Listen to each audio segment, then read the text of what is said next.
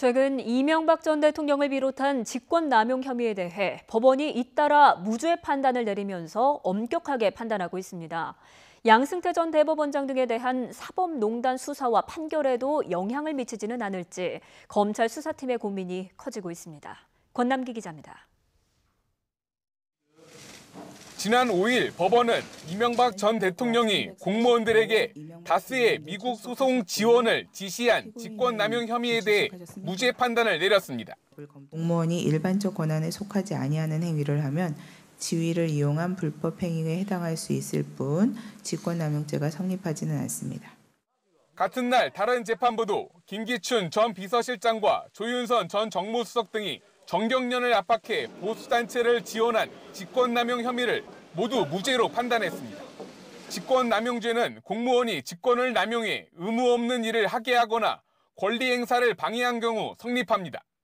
앞서 박근혜 전 대통령 1, 2심에서 직권남용 혐의는 사안에 따라 유무죄가 엇갈렸습니다.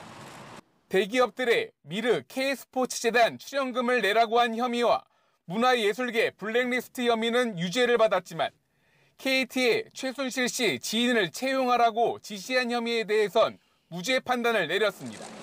이명박 전 대통령의 경우 개인적인 사안에 부하들을 동원했는데도 대통령의 일반적인 직무 권한 범위에 포함되지 않는다며 법원이 엄격하게 판단한 겁니다. 검찰 관계자는 공무원의 일탈 행위를 처벌하자는 법의 목적과 맞지 않는 판결이라며 직무 범위를 지나치게 좁히면 처벌하기 어려워진다고 지적했습니다. 최근 법원의 이런 엄격한 판단이 검찰의 사법농단 수사에 영향을 미칠지도 관심입니다. 검찰이 양승태 전 대법원장 등 전직 법원 수뇌부에 직권남용 혐의를 적용할 것으로 예상되기 때문입니다.